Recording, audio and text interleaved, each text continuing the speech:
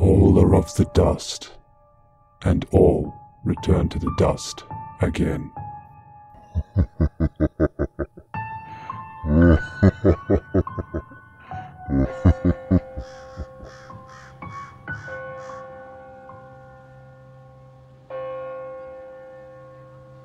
I invited a friend to come and explore an abandoned factory with me in a nearby historic-ish city. There was only one way in, and that's through a window on the side of it by some railroad tracks. We went inside and started exploring the building, which we know gangs use as a little hideout occasionally, but that didn't deter us.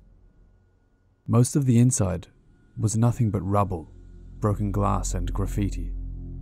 There were letters and numbers spray painted on the wall in blue, like A15 and B7, but it was obvious a person spray painted it because it looked unprofessional. So after going around for a bit, I started to feel a sense of heavy dread. I took out my camcorder to record, but it was dead, despite charging it the night before. I'm not sure how my buddy felt because I didn't ask. We eventually got to this huge space in the basement, and looking around, I saw a chair under crying eyes of blood. I assumed the eyes were spray painted, but I wasn't about to check it out. We didn't want to go near it, and my friend wouldn't enter the room at all. We left the room and went out to the courtyard, which had a broken window on a platform. We walked up the ramp to the platform and went on it, and went inside the window.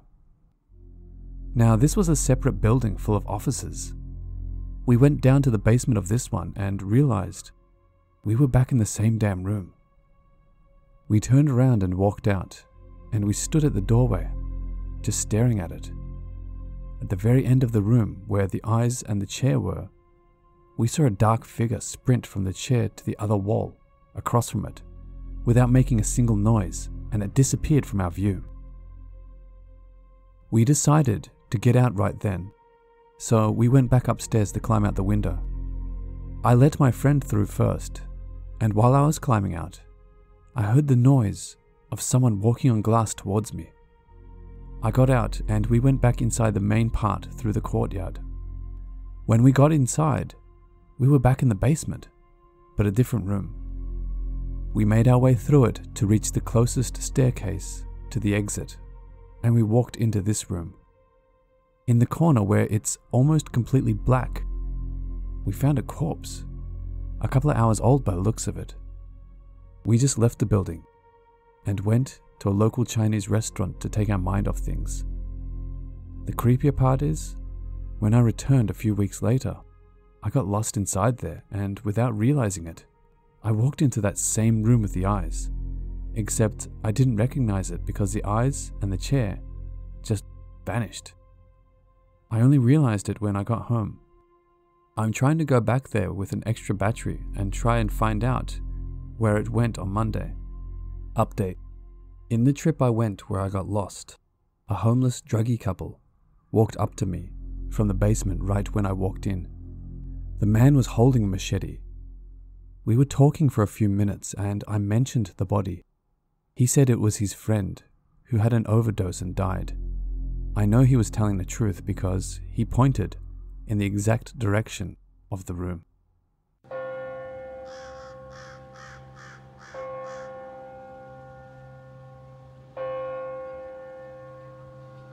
Where I live, there's about 6 cities clustered together. Now, I do want to point out, my mother was very superstitious. Growing up, I've experienced some paranormal encounters. Now, in a nearby town, there's an abandoned hotel that's always been closed, ever since I was little. It still stands, but it's never changed. It's a small, 2-story hotel, I believe. I think it's some kind of historical landmark, since it's yet to be torn down. Now, there are 2 versions of this story. One was that a prostitute was killed on the 2nd floor by her pimp. The other was that she was killed by her spouse for being unfaithful. Now this happened to me when a few friends and I decided it would be a good idea to go ghost hunting. Now from time to time, since I was little, I've sometimes felt and seen a few things. Things I've played off as coincidence, but could never explain. The front entrance to this building is sealed off, and the only way to get in is to go through the back. My mother had always told me to never intentionally go messing with spirits, because you never really know what it could be. As my group of friends went in there, we had to be very careful, as the back area had a pool that was overrun with weeds. We had to be careful where we stepped. As we walked in, I decided to stay at the end of the group, when suddenly, I felt the hairs on the back of my neck stand up. I felt like we were being watched. Looking back, I really felt like something was watching us. This uneasy feeling kept urging me to get out. I want to mention now that where we were, there were possibly about 10 rooms downstairs. And I want to say the same amount upstairs. I didn't go to find out. I kept looking in the direction of the side entrance. It was covered and had a sliver of light coming through. I don't know what or who it was, but I knew it wanted us out. I felt that a truly malevolent force did not want us there. After a few minutes of staring in the direction, I remember a few friends decided to stay outside, knowing that the others would want to keep going further. I felt that it would be better if we left. And using my friends as an excuse, I made my way out, with a few others following my lead. As we walked out, I felt that menacing glare on me again, but this time from the upstairs balcony, where I saw the silhouette of a person up there. What shocked me the most was that it was behind one of my friends. It didn't seem like they noticed. As the night went on, we decided to go to one of my friend's apartments. On the ride there, my partner told me that they had an uneasy feeling about the place. Told me they felt like we were being watched. This statement just confirmed my suspicion. We were being watched. But if it was a person or something paranormal, still left me with a few questions.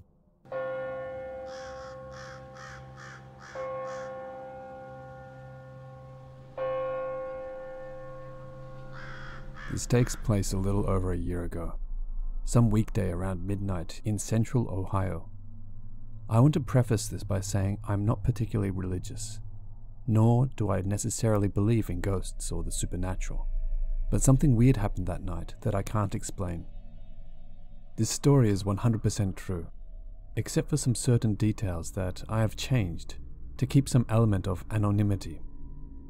So let's call it a Wednesday, as I don't quite remember what day it was, around 5 p.m. A friend tells me about an abandoned building her friend showed her the day before, and asks if I want to check it out sometime. Of course I do, but being the curious soul that I am, I wanted to go that night, whereas she could not. I ask a few other friends to make the journey with me, and all decline, either because they aren't into the whole B&D trespassing thing, or they're otherwise busy. I decide to go alone. This isn't something I usually do, as I have a few close friends who are just as experienced as I am in urbex, and the three of us are an excellent team when it comes to stuff like this. I've gone to places alone before, but never with this little research done on the area. I couldn't find anything on the internet about this place. I decided to say fuck it and go, as I'm not one to back down from an opportunity like this. So I grab my bag, flashlight, camera, and I'm on my way. I tell someone exactly where I'll be in case something happens, and to call the police if I stop responding for a few hours. I arrive about a mile from the location and start my journey. Most of it is woods and creeks, but the last bit is a dilapidated parking lot. I get to the lot and see not one but 2 buildings to explore. This is turning out better than I expected. I chose to go in the building on the left as it looked more easily accessible and start looking for a way in. Around the back, I find some metal stairs that have been overgrown and look like they're close to collapsing. I decide to take my chances and slowly climb them, keeping my eyes on each step to make sure I'm not going to fall through or anything. I climb the stairs just fine and get to the 2nd floor. The door is closed but opens just fine. No lock or anything. I'm in. Looking around with my flashlight, this place is in better shape than a lot of abandoned buildings around my location. Part of the roof has been caved in from a tree falling, but everything else looks pretty good. I walk around the entrance room a bit more and realize where I am. There are note cards all over the floor with basic information on people. First and last names, address, DOB, diagnosis code, and inpatient or outpatient with a check next to one. I'm in a psychiatrist's office. Nice. I love these kinds of places, and insane asylums are my favorite places to explore. I have a seat and look through some of the patient cards. I look up diagnosis codes and try to get a profile of who the person was. No particular reason, just interesting stuff. After a bit of this, I stand up and continue my journey. Now, the way this building is set up is basically a giant letter I, with the entrance stairs are used at the bottom, and a boarded up main entrance in the center. The only set of stairs to the 1st floor are at the top of the I. I look around some of the 2nd floor room and don't really see much. Mostly empty offices with a chair or a lamp in the room. I do, however, find a room that I assume was for children to play in while their parents were seeing a psychiatrist. It had a sandbox with some toys laying around, but I noticed someone took some of the sand and drew a pentagram on the floor with it. I chuckled. After seeing everything I needed to see on the 2nd floor, I go down to the 1st floor. The stairs are steep and winding, but very sturdy. I check the door to make sure it won't lock behind me and make my way down. The 1st floor is basically just a long hallway with rooms along one side and a reception area on the other. I start checking out the rooms on the right side. After a few interesting rooms, break room, kitchen, storage closet with Christmas stuff inside, I come across this office with something interesting on the desk. Before getting to that, I want to pose a question. Why does every abandoned building have Christmas stuff in it? Like seriously, 90% of the buildings I've been to have fake trees, wreaths, garlands, or something like that. Anyway, back to the show. So on the desk in this office is a set of post-it notes. On these notes are messages that make me feel a little uneasy. They go like this. He is planning on letting the hostage out. 4:30. Do we have staff accountability yet? 4:35. Can Officer John escort Jane out of the room? 4:42. As soon as I see this, I snap a picture. I take one on my phone too so I can send it to a friend. This is where things get weird. As soon as I take the picture on my phone, the entire building starts shaking violently. My first thought was earthquake. Now, I'm not speaking from experience, but I have to assume an old, dilapidated building isn't the type of place you want to be during an earthquake. So I start to make my way back out, only this time rather briskly. As I get upstairs, I notice the door I propped open to keep from locking me down there was now only slightly ajar. The small piece of metal I propped it open with was nowhere to be seen, although I didn't look very hard. As I'm walking/jogging my way out through this gyrating building, I notice that every door I had opened upstairs was now closed tight. What the hell? Was someone fucking with me? I didn't want to stick around and find out. As I was leaving the larger room I entered through, I noticed the door I came in was shut. I pulled on it, but nothing. The fucking thing wouldn't open. Now, I'm pretty calm under pressure, but this was beginning to be too much. I was starting to freak out a bit. I made the decision to force my way out. Typically, I hate doing any damage to a building I'm exploring and usually try to avoid it whenever possible. But this was a special case. I wanted the fuck out of there. Kick the door down? I've done that before, but this door didn't seem like it was going anywhere. It opens the other way and was very sturdy. Guess I'm kicking out the pressboard covering the window next to it. Luckily, these windows were huge and low enough I could get a foot on the wood. 2 kicks and the wood gives out. The building is still shaking, so I made a hasty getaway down the stairs. Then, the part that still spooks me. As soon as my feet hit the ground from the last step, the building stopped shaking completely. Everything around me was silent.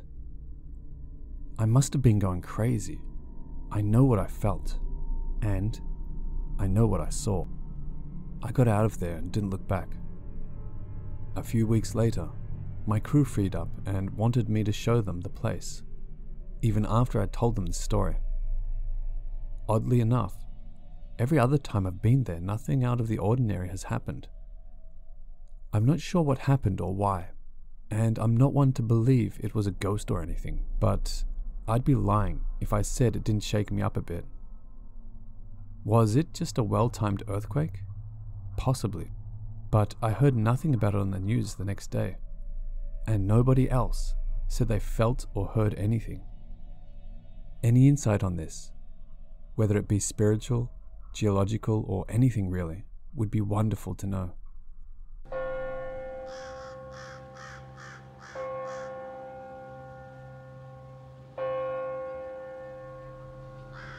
So, I'm from a city in Australia called Adelaide. A pretty smallish population of about 1 million compared to the rest of the country. My friends and I for the past year have been pretty heavily involved in draining and urban exploring. Water drains, abandoned buildings, etc. But due to our city's small population, there are a pretty limited amount of locations to be found. So, my friends and I were pretty ecstatic to find a new location being passed around by the urbexing community, known simply as Heaven's Gate. An abandoned retirement and brain injury ward. It was scheduled to be demolished, but been down for a good 5 years. Now, usually, when a building's abandoned, it gets pretty tightly locked up. Boarded windows, padlocks, etc. But whenever an abandoned building gets scheduled to be demolished, they unlock everything. For workers and construction site managers, I presume. Anyway, my friends and I travel to this location, which is pretty well hidden behind a lot of vegetation and a large iron fence, but still located next to a main road with houses adjacent to the complex. We jump the fence and go about our exploration, taking photos and just messing around like teenagers do. Majority of the building has been trashed, and we found a few sleeping bags and hundreds of empty spray cans. I'm guessing majority of the residents were Italian and Greek, as a lot of Greek and Italian books, posters and VHSs littered the private rooms. My friends and I explore the complex without any problem and leave within an hour of being there. And the problem is, my friends move too fucking fast through places, so a lot of my photos I took on my Nikon were either blurry or too dark. I really wanted to get a few good shots before the place got demolished. So that same night, I went back, around 9 or 9:30 p.m. Taking photos throughout the building, I followed the main hallway, as if you go through the back or side of the building, intended for nurses, you can get lost very easily. So the building is pitch black, but I brought a pretty powerful hand torch, and my Nikon has a flash too, so I can see pretty well. I make my way through the hallway and pass through a set of hospital-like doors. The doors were being held open by a chair that you can just climb over. Now this section of the ward was the brain injury, or mental ward, for patients with disabilities. The doors were electronic, but since the power was off, I believe someone managed to open them with a crowbar or something similar. To open the doors, there's a button on the side that you would press and they would open. As I made my approach through the mental ward, taking photos, I suddenly hear a loud bang, almost like shelves or a book slamming, making me almost shit my pants. I stick my head out the room I was currently in. I think it was like a TV area, and I look down the hallway to see that the chair has been pushed out the way and the doors closed. To this day, I have no clue how or what would have moved that chair, as it was filled with sand to prevent patients from throwing them or using them as weapons. It takes at least 2 or 3 people to lift them. Anyway, the doors are shut, and I run over to see if I can open them. I try and push. Nothing works. So I start spamming the button like crazy. But obviously the power is off, so that doesn't work either. Not sure how the door actually works, but it has a massive black bar across the top, which I assumed was like a powerful magnet or something that can be turned on and off. And the default is just on. Anyway, with no success in my attempts in opening the door, I try and press forward, see if I can find another exit. I finally find the second exit, but the double doors are closed as well, with the same system. I'm kind of freaking out because I'm not only trapped, my phone was flat. I swore those doors were open as well from the visit with my friends. The time was about 10:30, and my parents go to sleep pretty early because they both have work. And also I'm usually always out with friends until late, so me missing wouldn't be out of the ordinary. I'm kinda shitting myself at this point, as no one knows I'm there, and I can't get out. I tried walking along the walls, seeing if I could find a window, something I could smash through, but nothing. I really started to get frustrated, so I start throwing these pieces of tiles on the ground at the door, harder and harder. Not really trying to open it, just a way to deal with the stress, I suppose. Then I hear a noise, the crunching of tiles. I fucking freeze, hold my breath and just listen. It was definitely footsteps. I convinced myself to call out, so I did. I said, "Help, I'm trapped." As soon as I did, footsteps stop, and I hear a laughter. The laughter of an old woman, or a heavy smoker.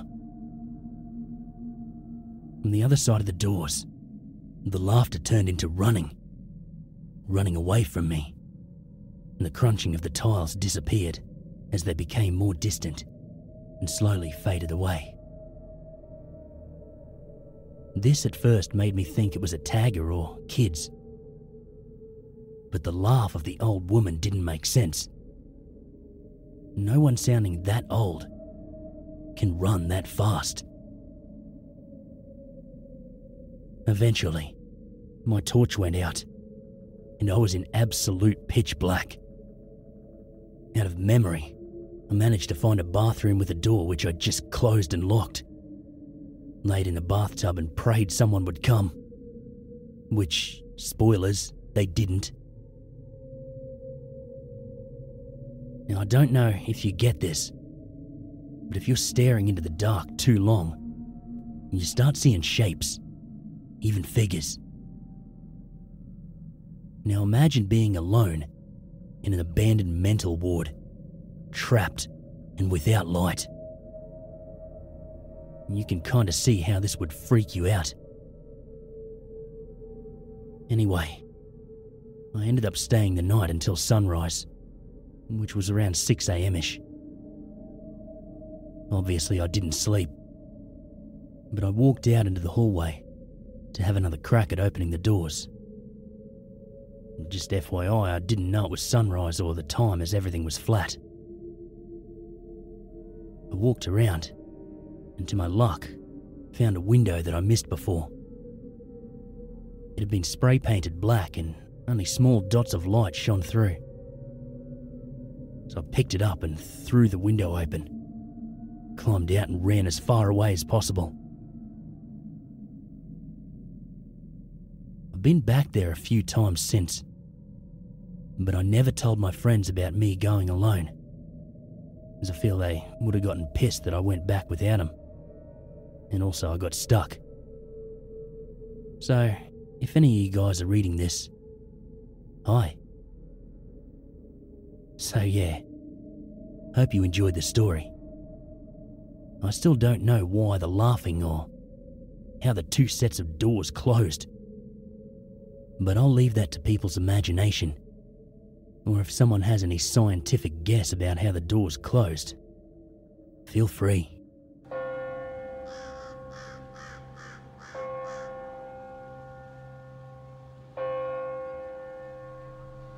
When I lived in rural Maine, my boyfriend at the time took me on a drive in his truck. He wanted to show me something he said he learned about from one of his college professors. We already kind of lived in the middle of nowhere, but we drove even further into literally nowhere. We were on this road that was 5 to 8 miles of just forest on both sides. No houses, no signs, no driveways, nothing. Then he pulls over near a slight break in the trees. It was a very overgrown old driveway, chained off at the road with an old dilapidated sign that said private property. We parked on the road and walked in about half a mile, and there was this old abandoned log cabin house there. I don't know when it was built, but it was old enough to not have any connection to the electric grid and no electrical outlets inside. It was a bit odd, but my boyfriend said he had been there before and led me to a door in the back where we could break in.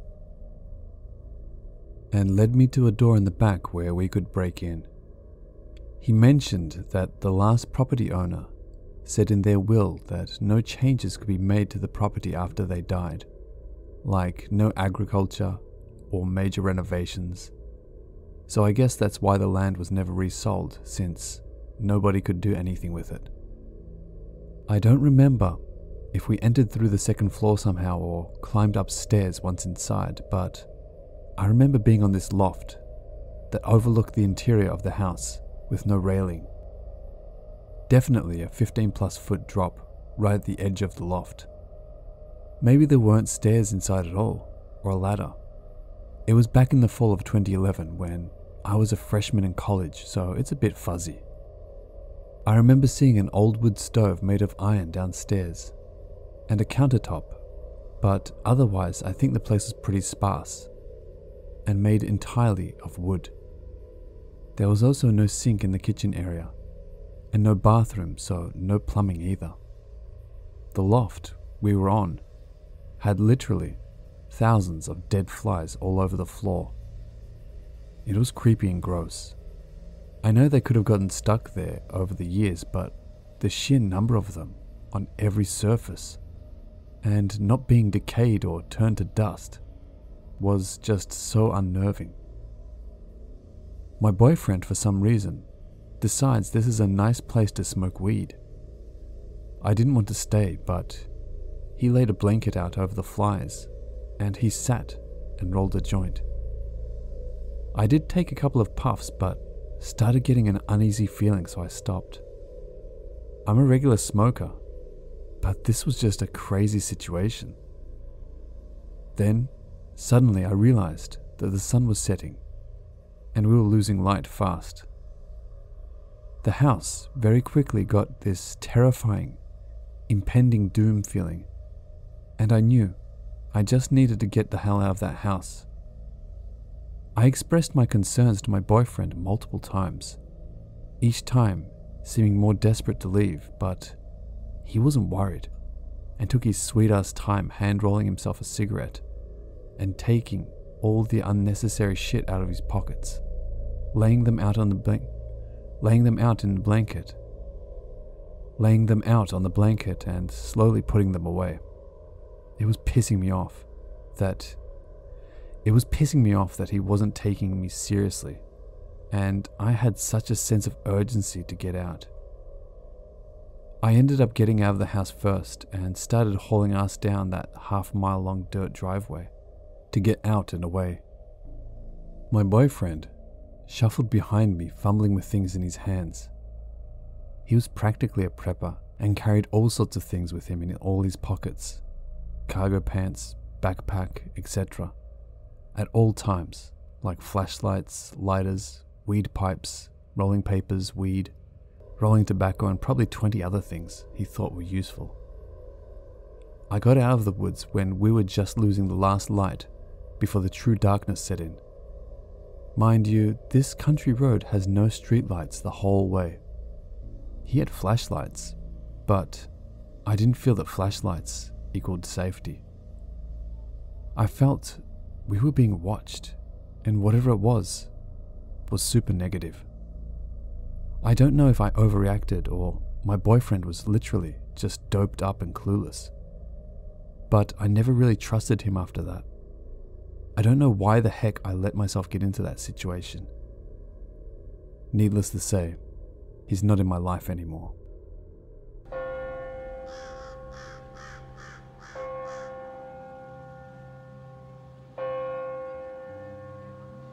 Hello watchers and listeners, thank you so much for watching.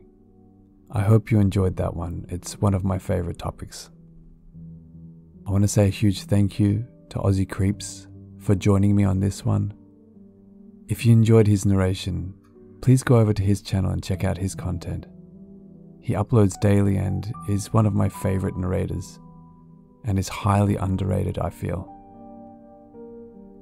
A big thank you to all the Reddit users who kindly allowed me to use their stories.